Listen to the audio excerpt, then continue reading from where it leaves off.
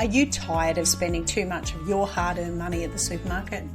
Are you dreaming of farm fresh eggs, homegrown veggies, and homemade everything? Well, welcome to Ditch the Store, where we break free from supermarket dependence and take back control of our food and household essentials. I'm CJ, and I'm here to show you that life is too short for store-bought eggs. So let's get started. G'day everyone, and welcome to another episode of Ditch the Store. CJ here on her own again. Handy helper is here, but he is out moving chickens. Unfortunately, I can't help him with this at the moment.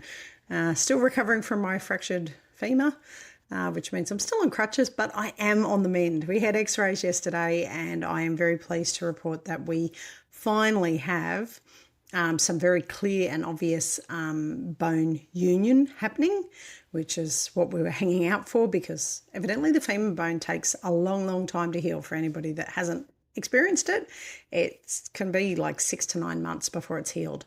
So we're at the 3-month mark, and I've had 2 infections. There's previous episodes of me discussing all about what happened to my leg. Farm accident, for those that don't know. So 3 months we are today that I'm recording it from the accident. And we are lucky enough to have bone union starting to appear, which I'm really, really happy about. At 3 months with 2 infections, I think that's a pretty fair effort. The doctor didn't seem quite as impressed as what I did about it, but I get a different doctor every time I go, because the way that healthcare works here in Australia is when you're an outpatient publicly with the hospital, you turn up to a clinic and you see whichever doctor is on. So literally I've seen 4 doctors for 4 lots of x-rays in the last 3 months. And over that period of time, I have had 4 completely different opinions about my leg.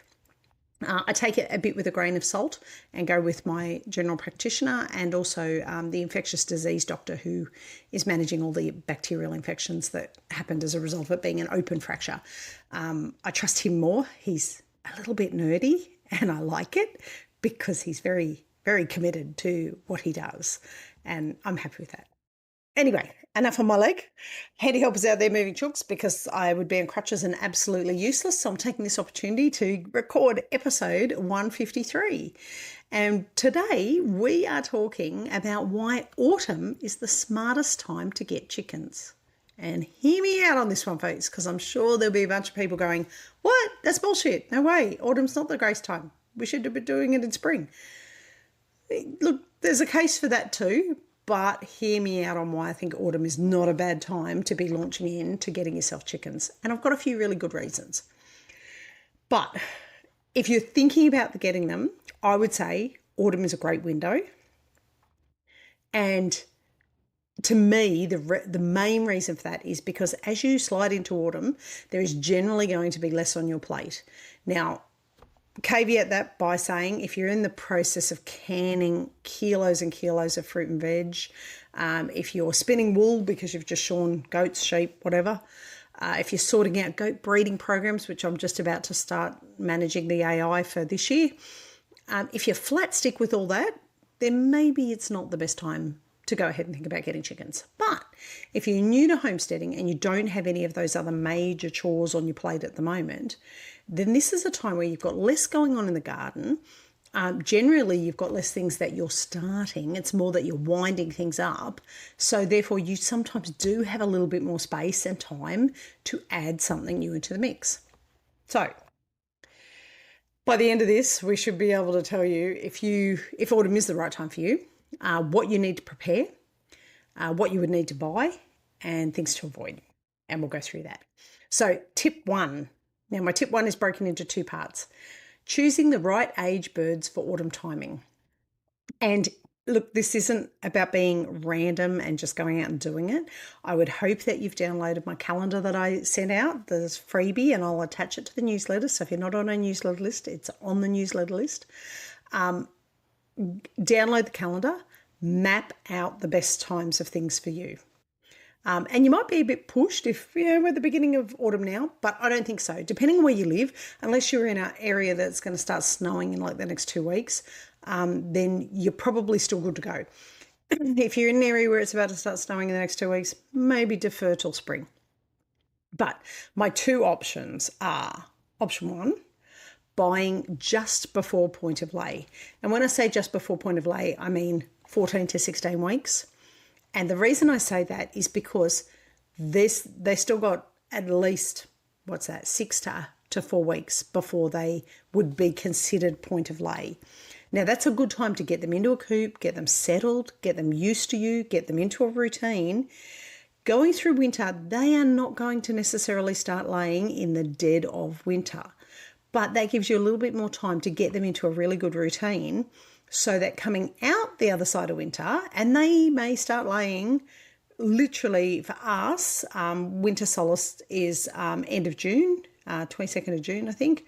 And the days actually start getting longer. It doesn't feel like it in July, but the days do start getting longer, just marginally, but they start getting longer. Still feels cold, but chickens don't not lay because of the cold. They don't lay because of the daylight hours.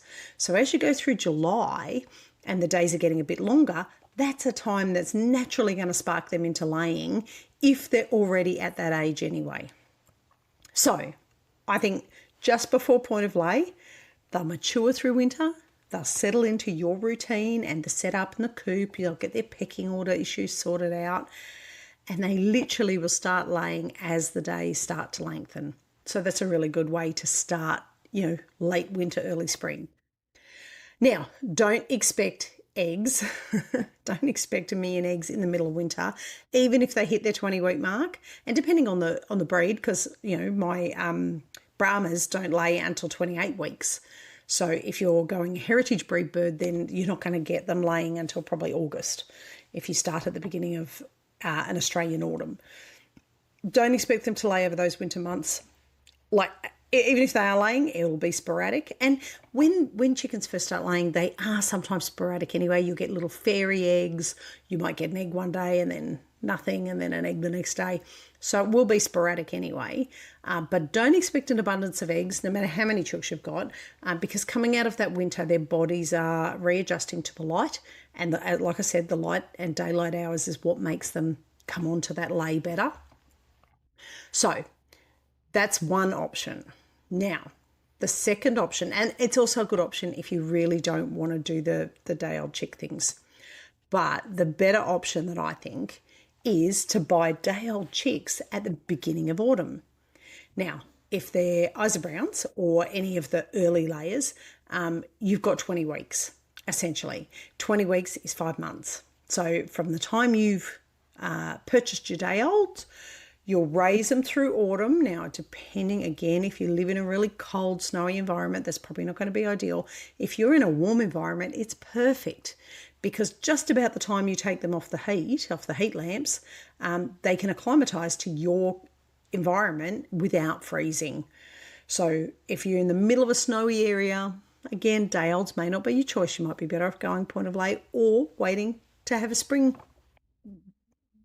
hatching, it's not hatching because you're not hatching them, but spring purchase of chickens. But you'd raise them through autumn, they'd grow out over winter, and they would be ready to lay right at the beginning of spring. And that actually works well because, like I say, as the daylight hours get longer, that's the trigger for them to go into their perfect lay mode.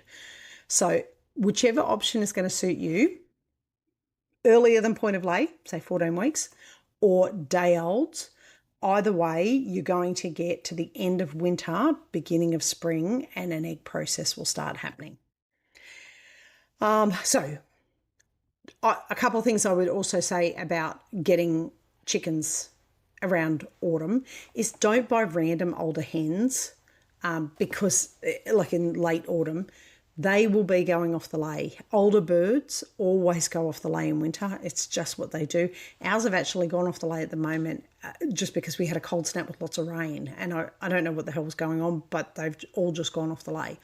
But don't get them and then expect eggs because you won't get them.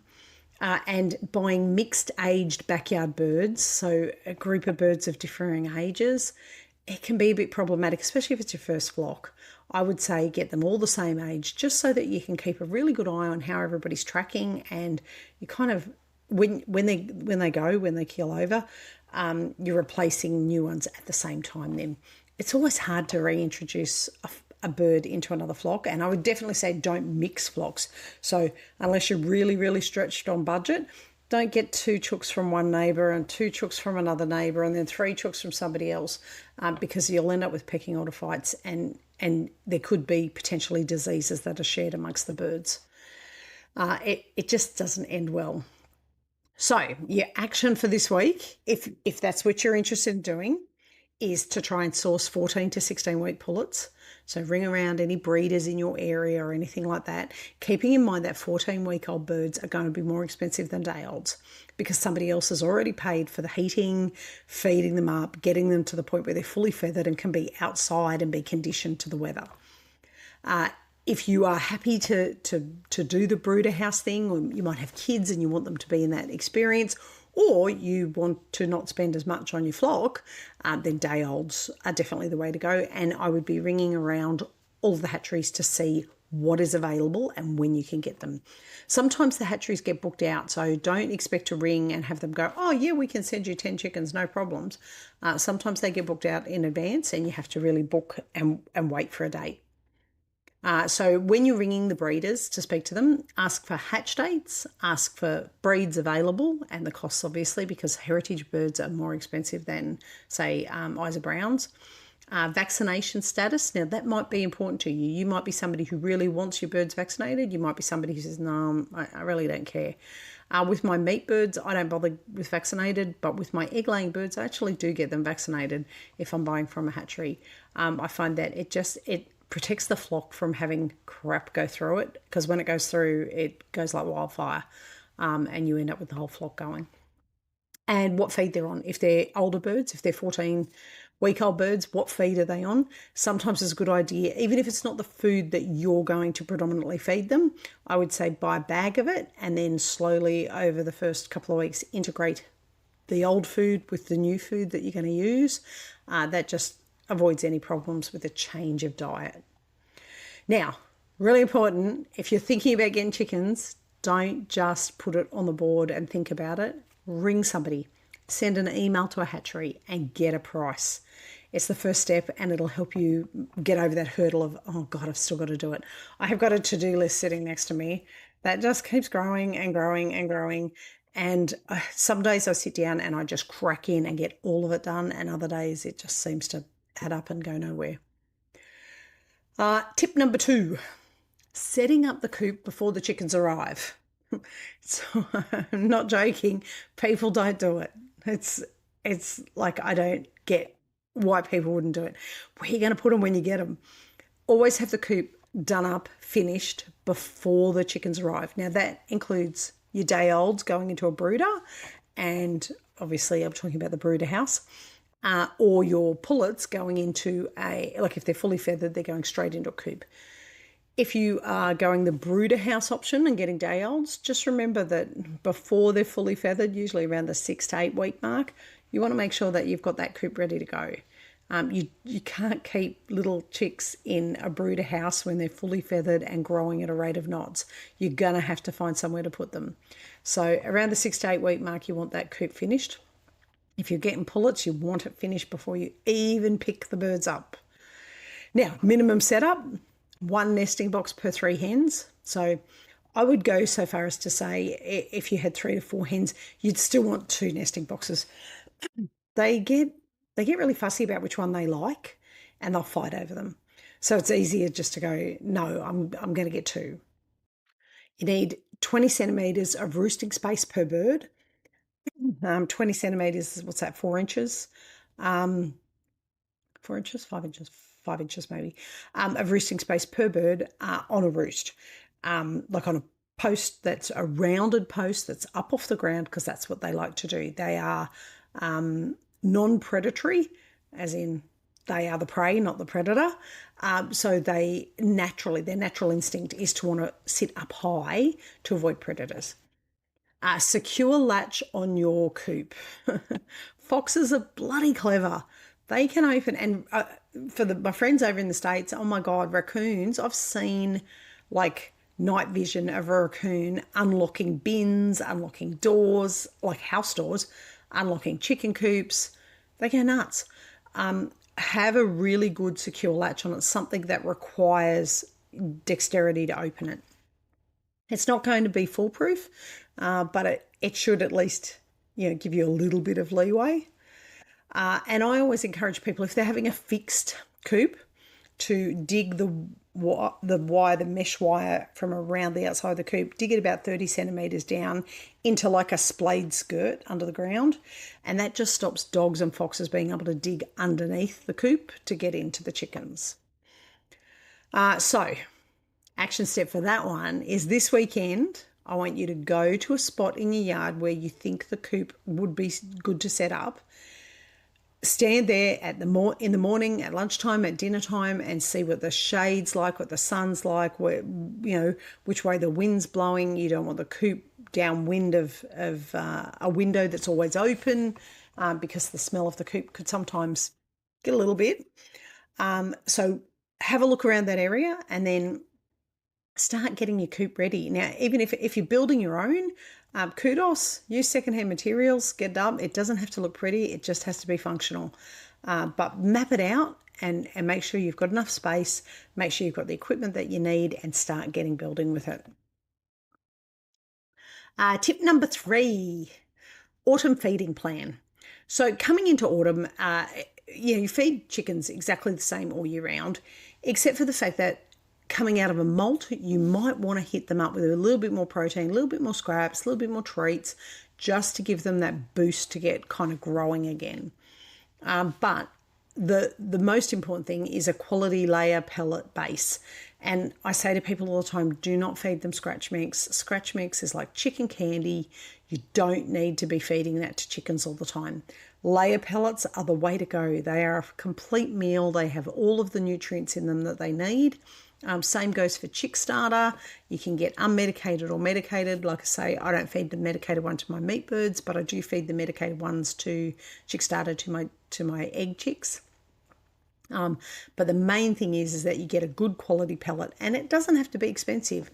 We use Lucky Layer, which is probably one of the cheaper ones, but it has all the nutrients and all the requirements that we need, and our chickens certainly thrive on it. I would save the scratch mix for times when you are trying to train your chickens to come in. So if you have pullets that they're not laying yet, but you're trying to get them into a routine, using scratch mix to call them and then sprinkle it on the ground. The bright yellow bits of corn in the scratch mix will have them running for you, and then that kind of triggers them to say, oh, when mum calls, that's when the food's getting doled out, and it's that food that I like, the chicken candy. So I'm going to run for that. And chickens can be really easily trained in that way. So save the chicken candy for when you're trying to get them back into their run when they've been out during the day. Layer pellets is their predominant meal. And then a couple other things you want to do is obviously clean fresh water daily. You need to make sure that their water supply is always clean and fresh. You can either have it as a drip feed system where it doesn't get any muck in it, and it's connected to a hose, so it's always going. They just tap on it and get their water. Or you can have it in a hanger situation where it's like more of an upside down bowl kind of thing. And that one can get a bit manky and a bit moldy, and you do have to give it a wash out about once a week. But so long as it is clean water in there for the 90% of the time, they will be fine. Now, scraps, you will be feeding them scraps eventually, but when you first start out, and particularly if you're trying to train them to come back into the yard, I would say give scraps a little bit of a wide berth just to start with, and go with the scratch mix to train them to come back into the yard.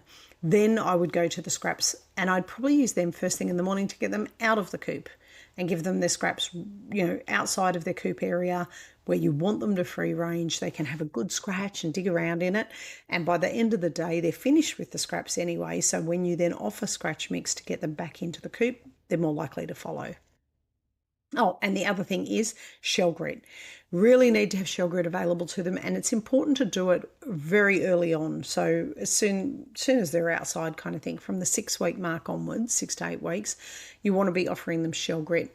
The shell grit that they eat is basically, it ends up like little stones in their croup. And those little stones in their croup help break down any of the food that they eat. So you really want to be getting that into them nice and early. Now, If you have free range birds like we do, autumn is a time when the pasture quality does drop. So don't assume that there'll be enough there in forage. You will have to make sure there's always enough pellets. And if you have cuttings or scraps or anything like that, then that would be a good time to add that into their yard if they're free ranging, because it will give them a little bit more forage to work on. Now, action step for this one, go to your local Tractor Supply or produce store and find out how much it costs for a bag of pellets. And you want to be looking at, I think I'm going to get it wrong, but it's between 17 and 20% protein, I want to say. That's what the lucky, that's what the lucky layers are. Go and price it and see how much it is and try and calculate your monthly cost. It'll tell you on the back how much the ratio is per bird that they should be eating. Now, we kind of don't ration our food. We fill up the tubes and they eat as much as they like, and each day we go and fill the tubes up again. That being said, there's always still pellets in the tubes when we go to them. But work out what you think your monthly cost is going to be. It's going to help you down the track. And don't forget, you can get a journal of mine that I've done up that's a chicken keeping journal, which also has a page for calculating those kind of costs. Tip 4, expect low eggs at first. Set realistic expectations. Look, if you do start your birds in autumn, whether they are, early point of lay or day olds, chickens take 20 weeks before they mature enough to lay eggs, and that's Isa Browns and the early layers. That is not your Brahmas and big heritage breeds. They are going to take longer. So don't expect a gazillion eggs at the 20-week mark. It's just not practical.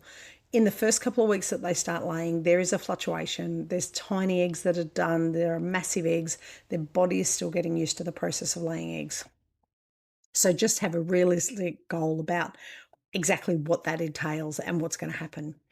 Now, daylight hours, the shorter the daylight hour, the less chance you have of getting eggs. That it's like a circadian rhythm thing for chickens, where when there's a good daylight hours, they're more inclined to lay. When there's shorter daylight hours, they don't lay. And that's why the old battery hen system used to pump out eggs the way that it did, because they would put artificial lights in there and have artificial light going 24/7, which meant that some of those battery hens were laying 2 eggs a day because they just never shut down. There was never nighttime for them. It's also why most of them keeled over in under a year. And they had a very short lifespan with a very poor quality life. And we've obviously moved a lot past that now. Animal welfare is important to every farmer I know. Animal welfare is important. So you may, if you live in an area that's very, very far north on the world, very, very far south, you may want to add artificial lights just to extend your laying period just a little bit longer. But I certainly wouldn't be running 24-hour lights year round like what the commercial hatcheries used to do. I don't think it's right to do that. The chickens need some downtime to recover from their laying period so that they can go on to keep laying. Now, some may not lay at all properly until spring, and that's fine too. Like I said, you might get some fairy eggs. You can get lash eggs, which are the eggs that are weird shapes and things like that. Sometimes early days, they lay a bit wonky. That's okay. There's nothing wrong with them. They will come good. Their body is just adjusting to what they're doing. Now, action for this one is make sure that the whole family understands that prior to the 20, 24, 28, depending on the breed, mark, you are not going to have an abundance of eggs, because people get really excited, and the waiting game of waiting for that first egg can be excruciating. So just try and stem everybody's disappointment when the eggs don't come free-flowing. Tip 5, predator prevention checklist. If you're getting chickens, you have to understand there are going to be predators. Luna killed a fox here the other day, and we spotted a second fox first thing in the morning 2-3 days ago, and Luna was chasing it along the fence line. We have chickens, we have baby goats, we are going to draw predators.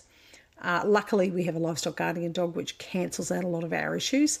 However, most people don't have a livestock guardian dog. So this is an important thing to know when you are building your coop. You need to do certain things to ensure that your chickens are safe and not going to get attacked by predators. So in the lead up before you get them, reinforce any fencing around there. So if there's any gaps, any holes under fencing that a dog could get under, now's the time to pin it down. You can buy they're like tent pegs to pin fences into the ground if you've got fences that just keep curling up. Install proper latches. Like I said, foxes are clever, raccoons are cleverer. they'll undo a latch, a human latch. They'll undo a kid-proof latch. So make sure that you've got proper latches that are definitely animal and predator proof. Close any gaps under sheds. People go around and fix up their fence line and then completely forget that they've got a hole dug at the back of the shed that chickens sometimes escape out of, that a dog could quite easily dig out and bury its way into the coop, like all the way into the coop house.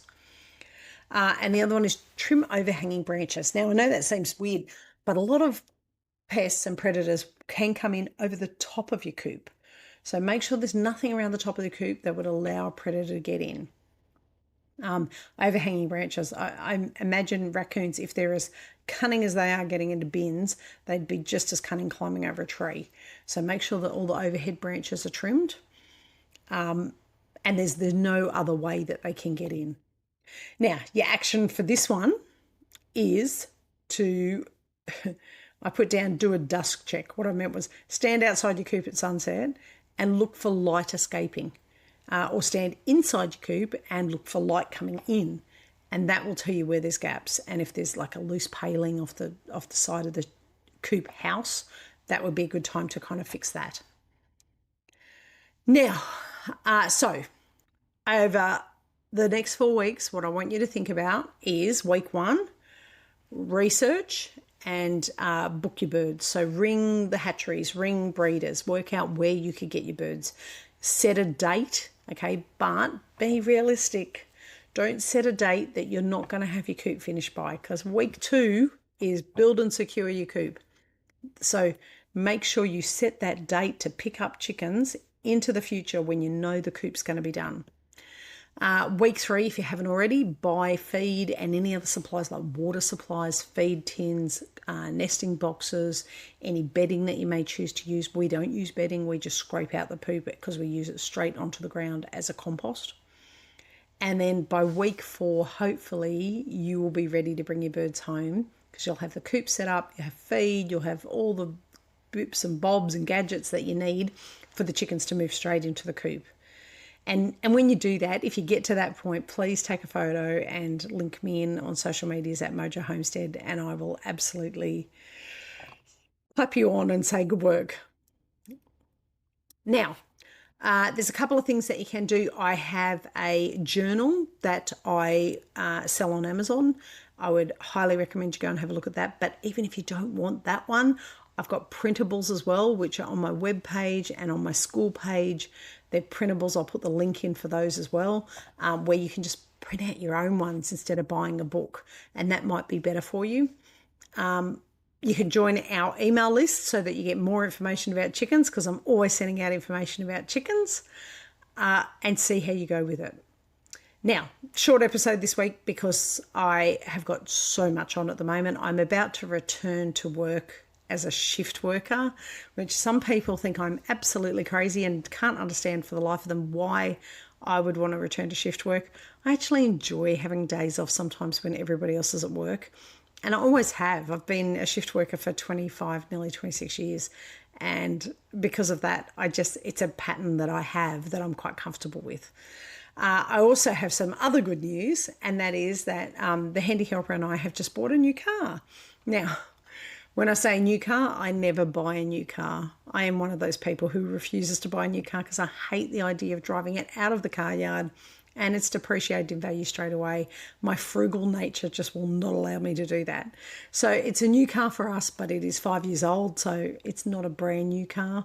5 years old, I think, is still quite young, and it has lots of features. So I'll try and post some photos of that once we get it. We're probably not going to get it until midway through the week, so after the podcast has gone out. But hopefully I will have that and be able to show you. Anyway, get cracking on your checklists for chickens, for autumn if you don't already have chickens. If you already have chickens, I'm sorry that this episode probably didn't give you much information, but if you do already have chickens, I would love it if you would post something on social media and link me in and say, this is my chicken coop and I've had it for however long. To let me know how long you've had it for, so that we know how many people have been in the chicken family for, more than a year like us. I think this is now coming up to our, I want to say 9th year. We're coming up to our 9th year of chicken keeping. 9th year of my chicken keeping on my own. Obviously, when I was growing up, I kept chickens with my parents and I was responsible for the egg birds and the meat birds when I lived at my parents' house. Anyway, that is it for me this week. I hope you have an amazing week and I will talk to you all next week. And don't ask me what the topic is because I cannot for the life of me remember. Anyway, bye for now. Well, that's it for today's episode of Ditch the Store. If you're loving the journey to self-sufficiency, be sure to subscribe.